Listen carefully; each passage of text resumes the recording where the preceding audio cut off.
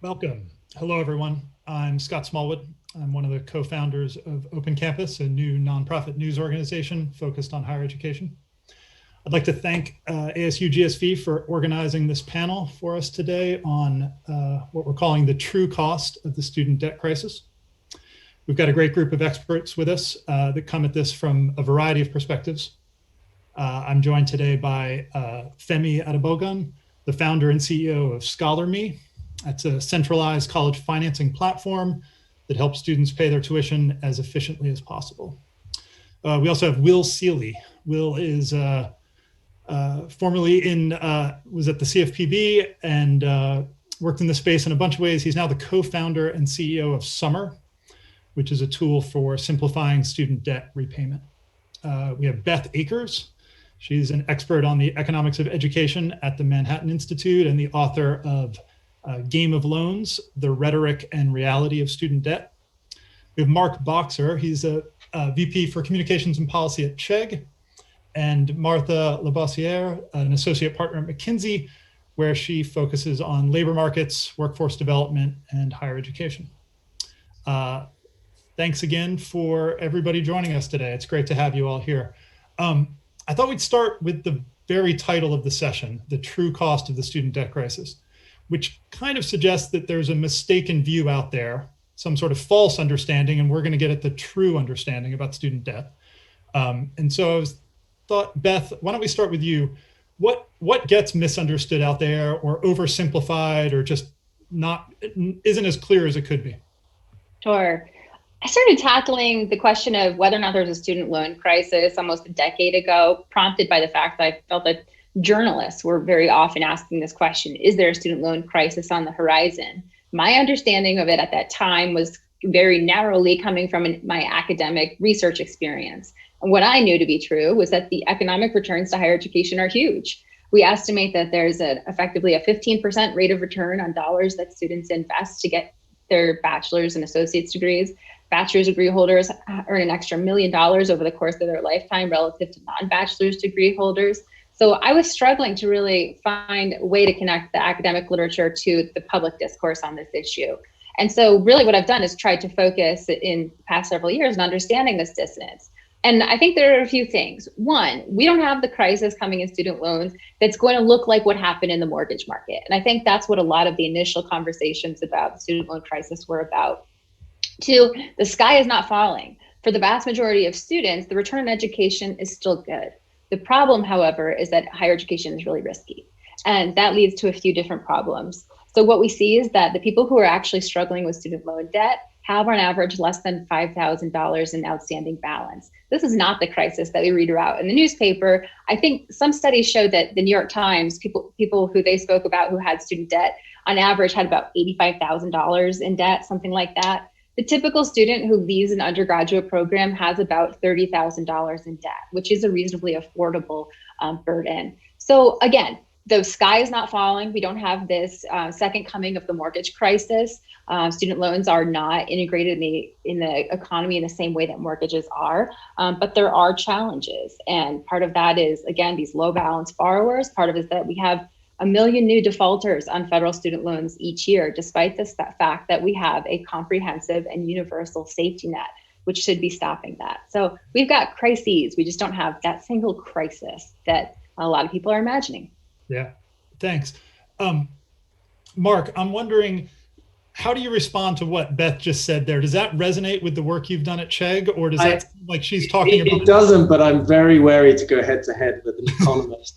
Mark, let me jump in for you because I'm happy to jump in head to head. All right, well, if Will's going to take it head to head, hold on. You know, as I'm listening to you talk about this crisis or crises, I can't help but think about the single biggest crisis facing our country today, which I think we may all agree is known as COVID-19. Coronavirus, or as our president likes to call it, the China virus. And when I look at the health crisis, I can't think about financial health and not look at health as an analogy. I think we look at the current situation of 210,000 people who have died from this virus. And we could all go back and forth on, is that a health crisis, when there were projections that it could have been as high as 2 million. And it's still unknown how many more people will die from the virus. Now, if we look at people who are defaulting on their loans and experiencing financial calamity from student debt, we can say, is 9 million, 1 in 5 borrowers defaulting on a student loan, experiencing significant financial hardship due to a significant hit to their credit score, making it harder for them to be able to get an apartment if there's a credit check, making it very hard for them to qualify for a job if there's a credit check, making them limit their ability to access other forms of credit like a car, be able to get home ownership. And home ownership, we know, is fundamental to generational wealth accumulation and being able to grow a bigger middle class. All of that is an impact, coupled with the fact that when you default, there's wage garnishment. So how much is defaulting on a student loan a crisis? I'd say it's quite a large one. When 1 in 5 people who have a student loan are defaulting, I think it's hard to say, like, is it 1 in 4 that makes it a crisis? Is it 1 in 3? When 5% or 3% of people are dying from a virus, is that a crisis? Is it only a crisis that 5% of people die? Is it a crisis when 10% of people are dying? I think these are really hard things to answer. Right. And so the reality is, those are the good spectrum of these areas of, like, what is a crisis and what's not. I'd have to say, like, it seems to me that 9 million people who've defaulted on a loan and have experienced significant financial hardship is indeed a crisis. And I don't know if we need to get to another 15 million people defaulting before we maybe, no, those are great points. Maybe we need to, I appreciate the passion and that we can argue about definitions and words, but Mark, Will kind of jumped in there with a... That's okay. I mean, Will is closer to the demographic we're talking about. And I think one thing that definitely gets lost in all of this is the actual very deep emotional and mental health cost of all of this to a lot of young people. What I would say in response to Beth was, we as a company, we service tens of millions of students, and we heard the kind of passion that you heard from Will about how students were suffering with this issue. And so we felt as a company, we really had to jump in and address it. And when we went to jump in, we wanted to understand the problem. So we spoke to a lot of economists, and what we got back was a lot of the insights that Beth just talked about, the way it affects different people differently. Most of the debt is actually held by people who took out large loans, often for graduate degrees, and they're earning great jobs. But we actually hired a fantastic policymaker, Aditya Talwalkar Menon, from the Obama administration. And when we polled borrowers, what we discovered was that the impact of student debt affects them across income level.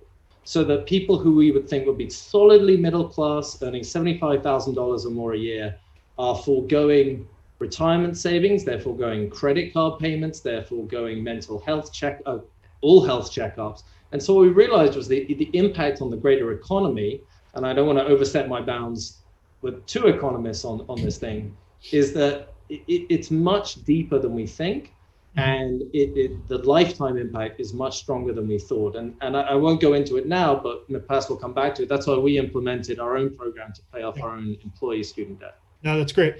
So Femi, I'm wondering if you could speak a little bit about sort of Scholar Me, and maybe even your personal experiences, or what are you thinking about student debt here in October 2020 in the midst of this crisis and this pandemic? How is it affecting what you guys are working on?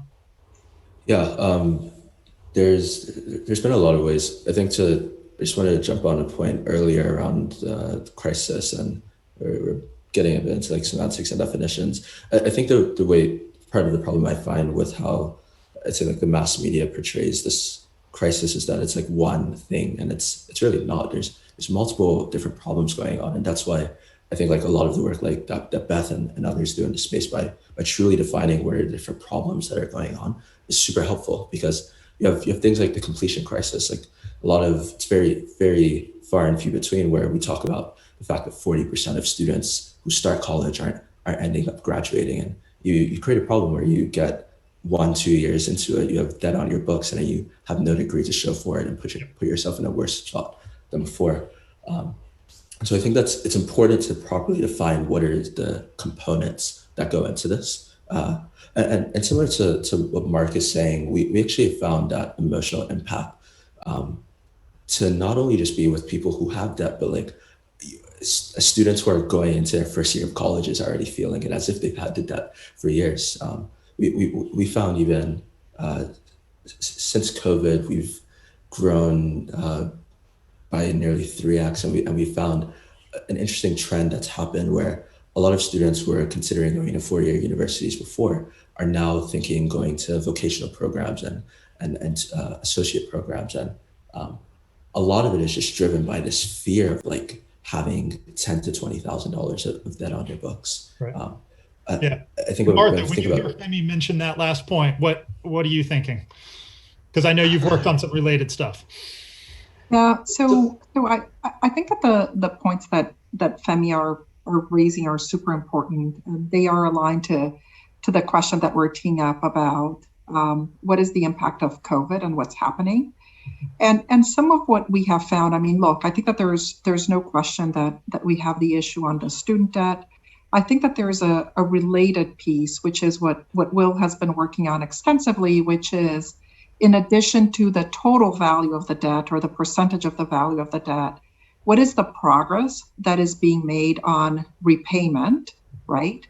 And I think that one of our findings that are most stark is the fact that this repayment rate is actually dropping, right? So there is this double whammy of one, debt going up over the last decade, but worse than debt going up, because it's going up by some, but not much, is the fact that repayment is actually really dropping.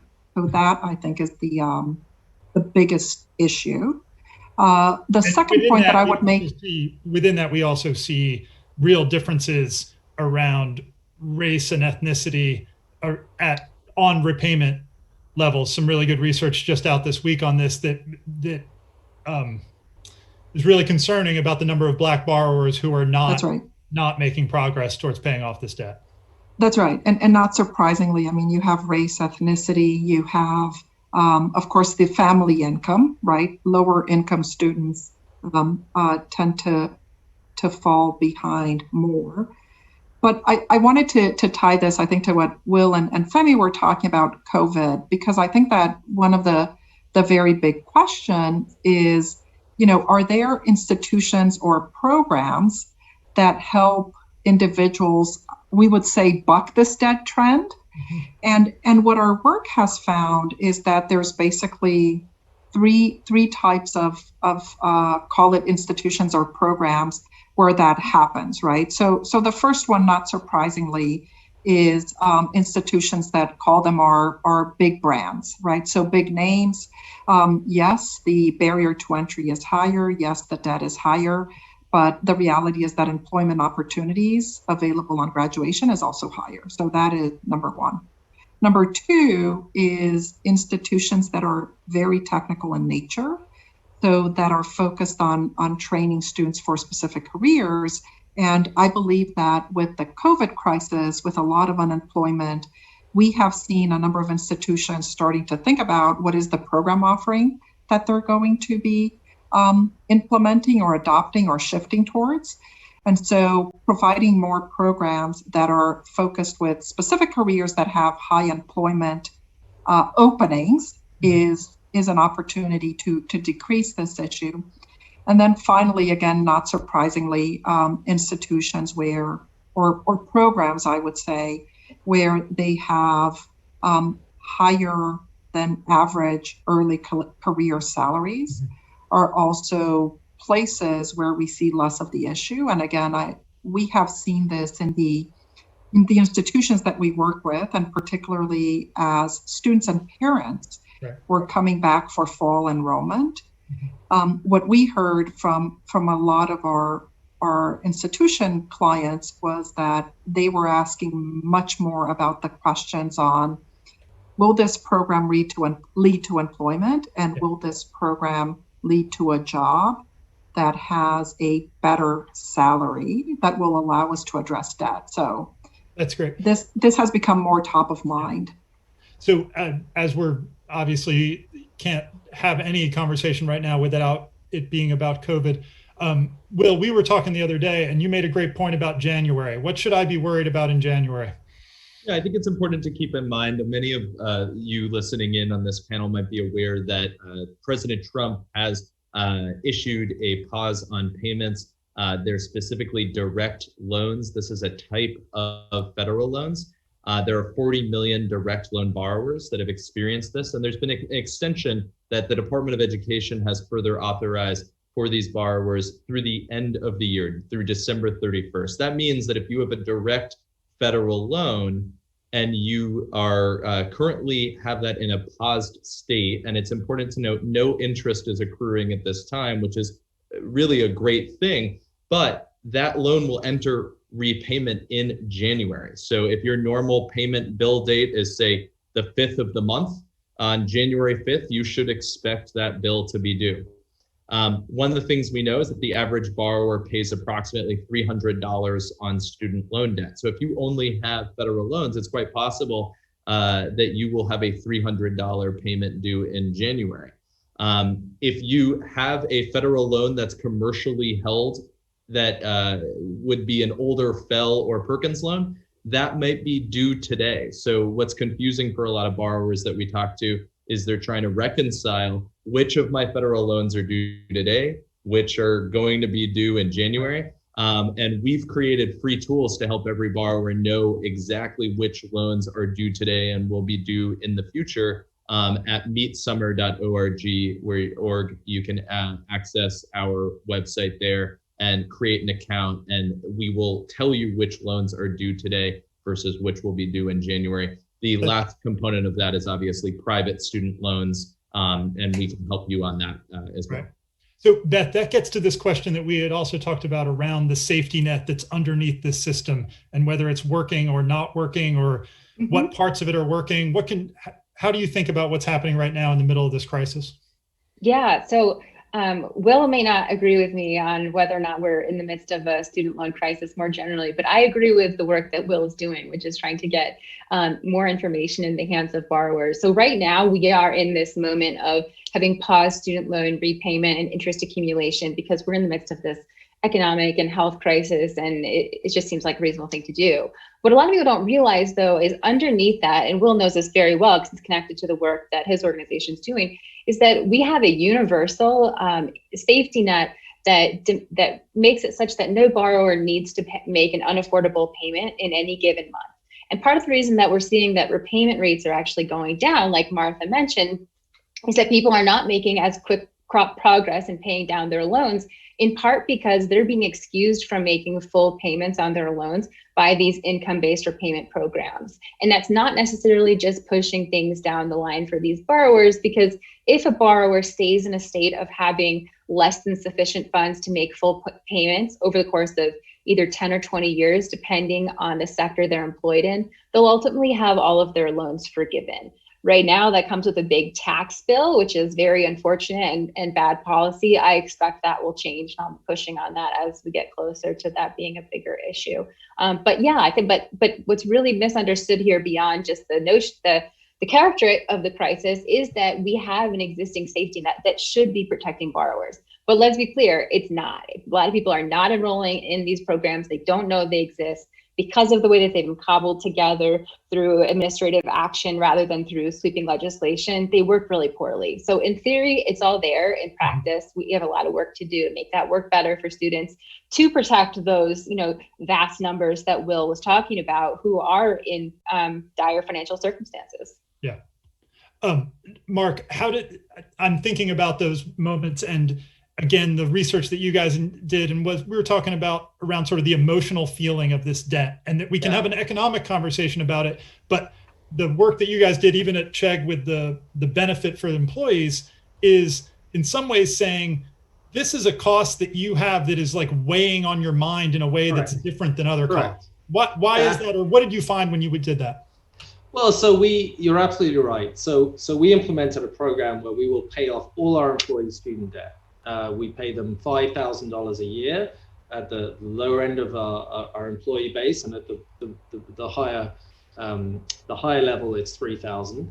And we picked that number because that's about the average student debt payment people pay a year.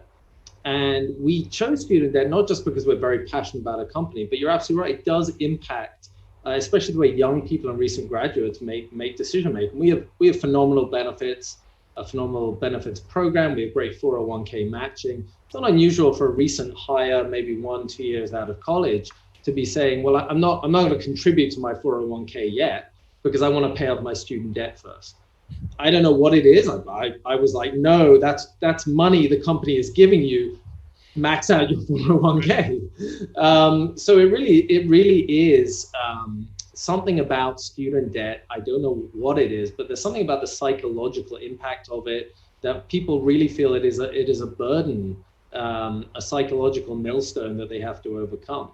Femi, does that psychological millstone, when you're often working with people at the early end of sort of how to go to college, how to finance college, is that a thing that they're worried about from day one?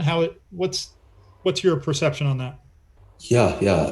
Most definitely it's a thing. Like that anxiety has reached students even before they've like signed a single paper, and even before they've even committed to a college. A lot of it is due to the perception of student loans in the general media. Even when I was in high school and going through this process myself, I would hear of like the student who had $600,000 in student loan debt, and I was like, well, I'm going to try and avoid college so I don't have to take that type of debt on. But it's a misconception. Like that person had gone through medical school, and that's why they had that debt, and most likely will be able to pay it off by the time they're working. And so for us, there's a lot of it's an information barrier that we have to help students get over to understand what's good debt and what's bad debt. And I think there's also, during the COVID time at least, you had the double impact where you had students seeing their parents being laid off and not able to work, plus they had this potential where they would have to take on significantly more student debt than they would have had to take on before. And it created this environment where students were like, this is just the worst time for me to go to college.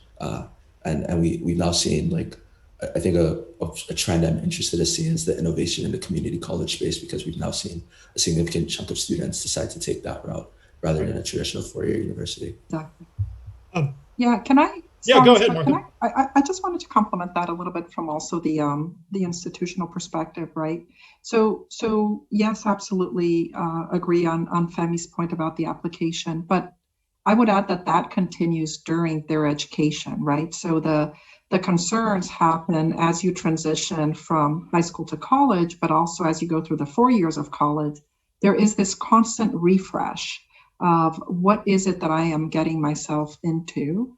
And in fact, when we look at the challenges with completion, there's probably three big drivers of students dropping off. And those are A, do you belong in the institution?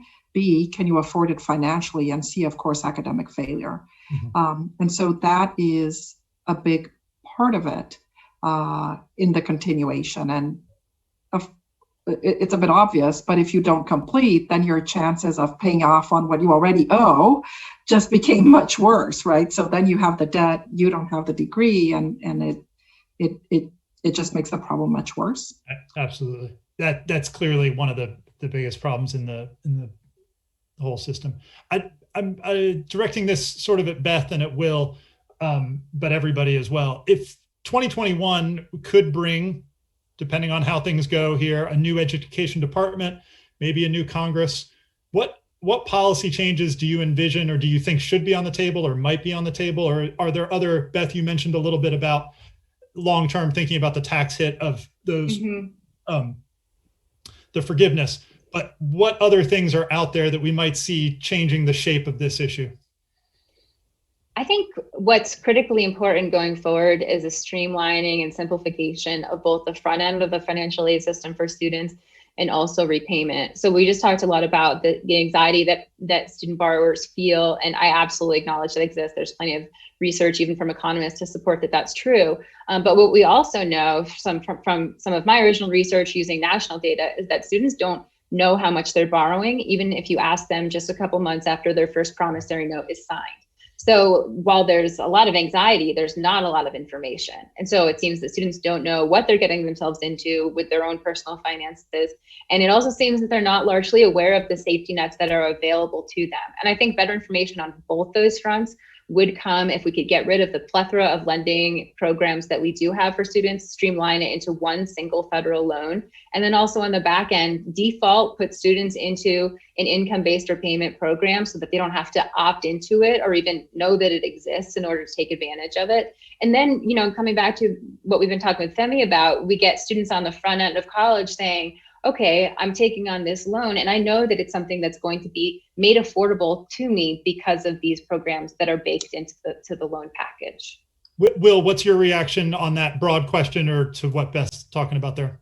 Yeah, I mean, I completely agree with what Beth just framed up there in terms of better information, more transparent information. The challenges around opt-in versus opt-out programs we've seen, you know, repeatedly.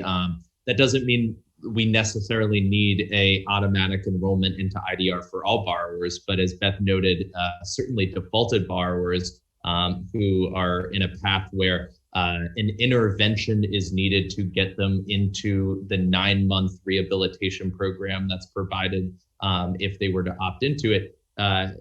You know, we just have seen with like 401k retirement, there's a lot of economic research and data that obviously, Nobel prizes have been awarded about the just simplicity of an opt-out versus an opt-in, and how effective that can be. And I would just say, you know, there would be a lot of value there. We've seen that, you know, President Trump has kind of taken a back seat to what the future of the higher education system would look like, and really has deferred to his Secretary of Education to be in that role. We haven't seen too much of what the administration sees as long-term fixes on the higher education system. They've spent a lot of time sort of painting out what K through 12 education could and should look like. And I think we've seen in the previous Obama administration sort of challenges around a willingness to engage and fix some of the systemic problems.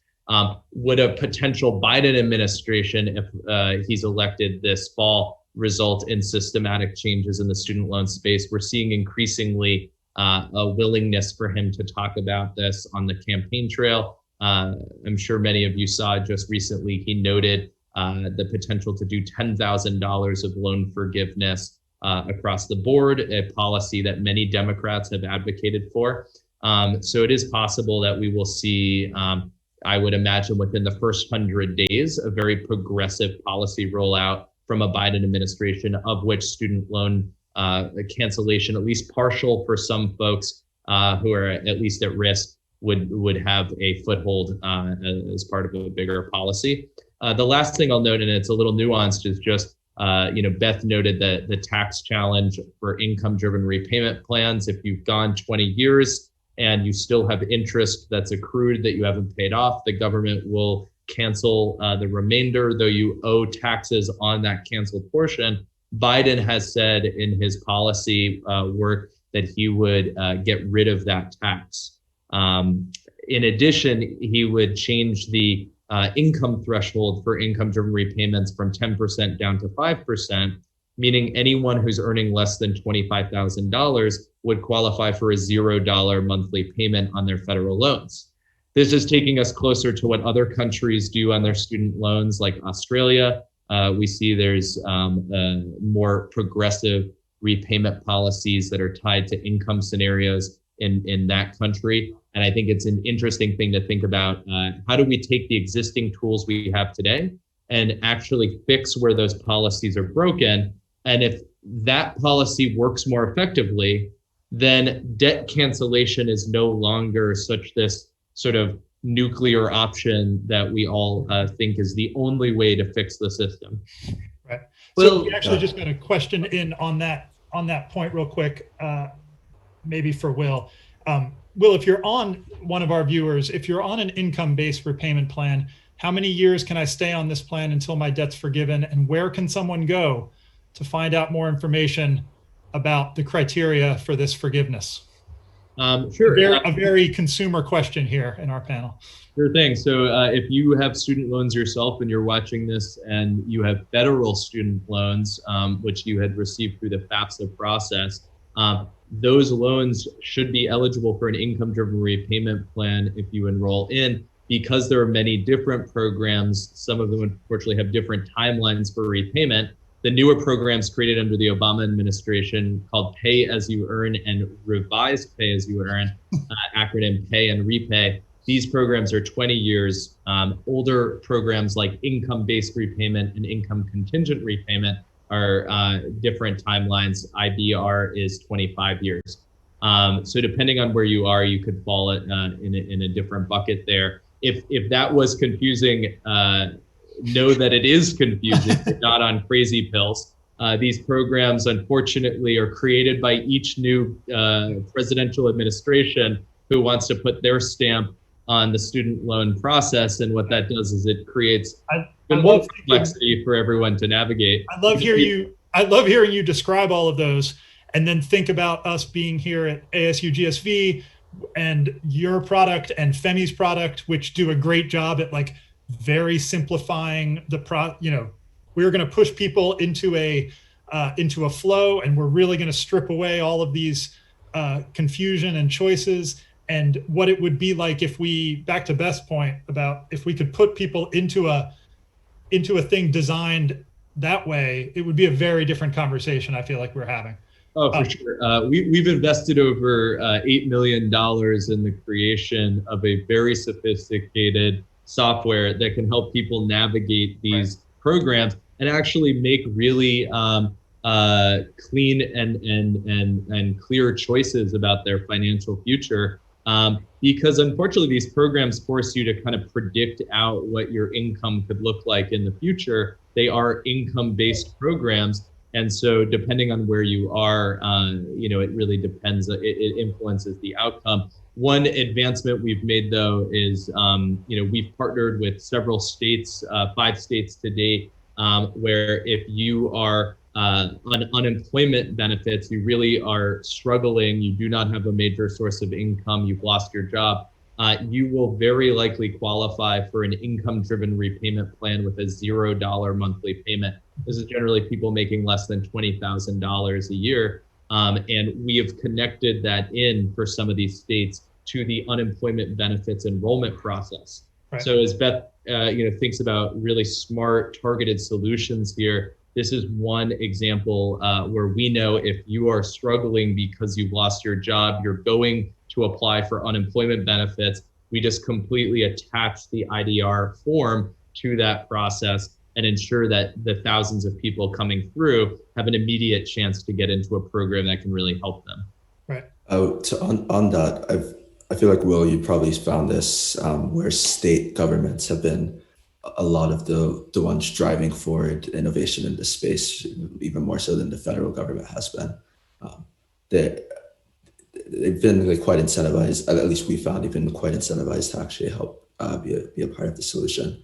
And on your question before around like what 2021 could look like, just like piggybacking off what Beth had said, I'm really interested to see who will like pick up the work of Senator Lamar Alexander as he gets set to retire this year, and was one of the on the congressional level, one of the biggest advocates of simplifying the FAFSA form, which is 130 questions that feels significantly harder than ever filling out your taxes on your own, and you're asking 18-year-old kids to do this by themselves, and their parents many of the times are not able to help them either. So on that, Scott, I'd love to plug a company we're invested in, Frank, that actually really helps students organize their FAFSA forms.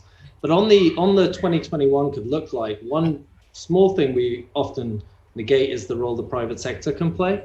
And so a very small, but I think very significant provision of the CARES Act that we put a lot of effort to get in there was to not make these employee repayment programs a taxable benefit for employees. So that also expires December 31st. And I think a lot of companies are getting great tax breaks, getting a lot of incentives to bring money back from overseas. And why shouldn't that be tied to some kind of student debt repayment? I think companies are very willing to do it, and you're seeing that every day.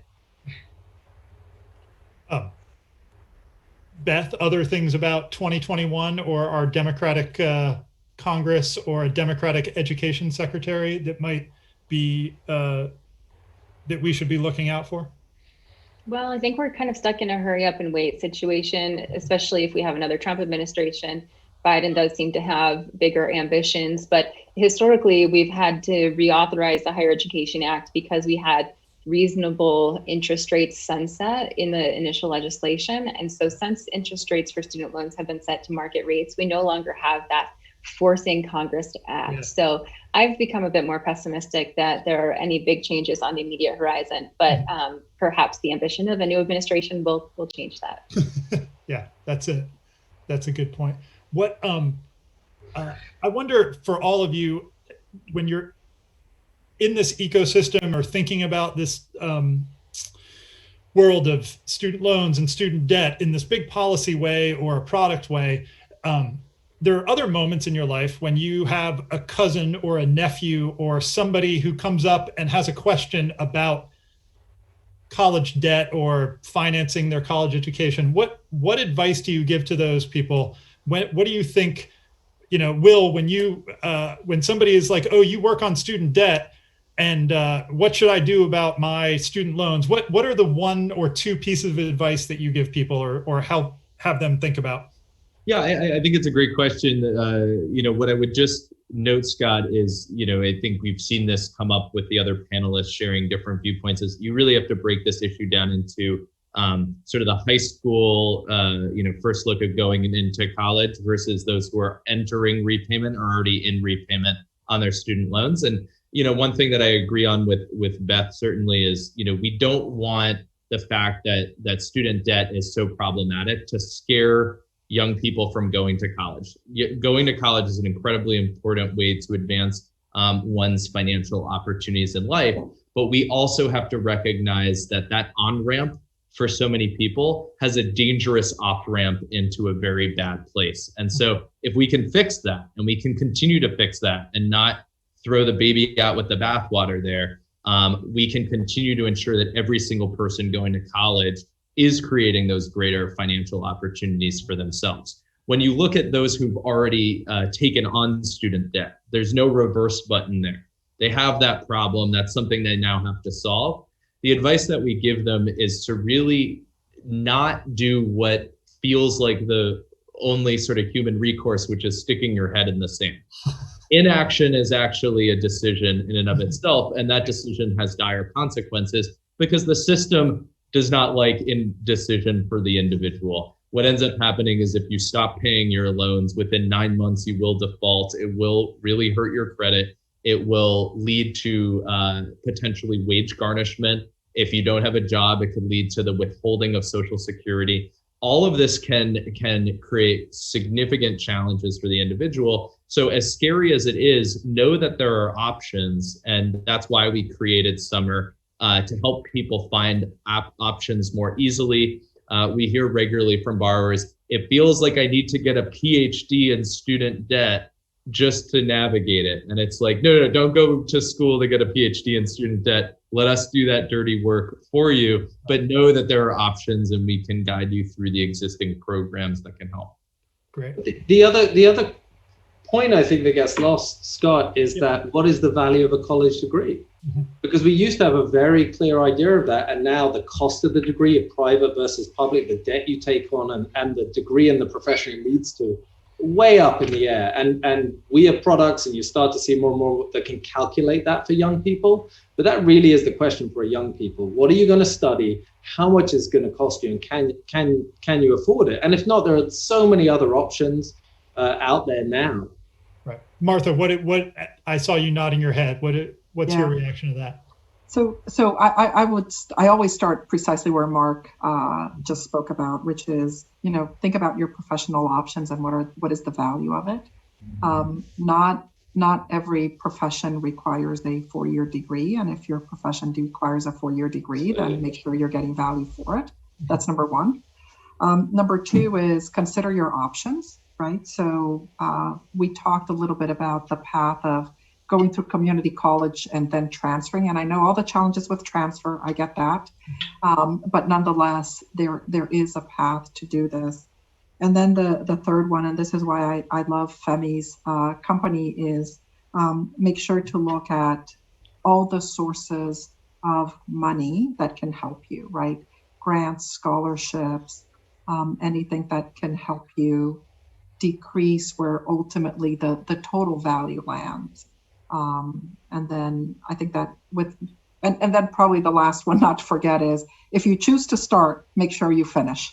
Because I do still believe that the biggest issue is starting without a path to completion, and then it just aggravates everything that Will talked about. And Will, I wonder what percentage of folks who come to you are those who took a loan, finished, then can't repay, vis-a-vis those who took a loan, didn't finish, and now they're still stuck with the debt anyways, and how is your company advising those who are non-completers? Yep. I mean, we definitely see a significant percentage in around 30 to 40% of non-college completers. I remember I was in a student loan working session about 10 years ago with Elizabeth Warren, and she was saying, the number one concern I have are non-completers and those who've left school with student debt. You don't have the earning potential of your degree you didn't get, and yet you have the high cost of debt to repay. And that issue has only gotten worse since then. And I think inevitably it's something where, Femi mentioned this earlier, that is a huge concern area. The options and the recommendations are relatively similar. The value of the program simply is just more important for someone who's not finding a foothold in the job market. They're struggling to find work. They're in between jobs. The value of an income-driven repayment plan goes up. If you only have private student loans in that situation, unfortunately, there are fewer options for you. But it's worth noting that there are over 100 state programs. We're about to get our hook, because our hook is a hard hook and they just technologically shut down the room. It's not like a normal conference where we get to talk afterwards in the same way. So I apologize for that. This has been great, though. Thanks, everybody, for joining us today, and look forward to talking more. Thank you. Thank you. Thank you, everyone. Thank you.